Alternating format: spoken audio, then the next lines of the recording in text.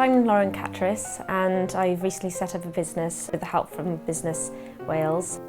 The idea of creating something that has a story behind it for me is quite important. I quite like the idea of having art that you can wear. I never would have thought I could have even set up a business by myself. It just, for me as a person, I just didn't think I was that sort of confident type. I still actually find it really bizarre people buying from me and wanting to wear something that I've made. Like, I don't think it's actually sunk in yet. Without Busnes Wales and the support I've had, I don't think I would have had the guts to have really gone for it.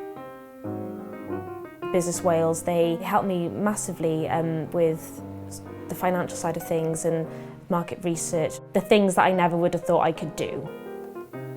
I had a chance to apply for a Christmas market stall through the Busnes Wales. It was linked with social media and I was having people walk past and sort of recognising my name and my logo. Soon after I had a few magazines get in contact wanting to advertise with me, so it was like Vogue, Elle magazine and Tatler. It was kind of like a knock-on effect. I feel like it kind of kick-started everything. Without Busnes Wales then I wouldn't be where I am now.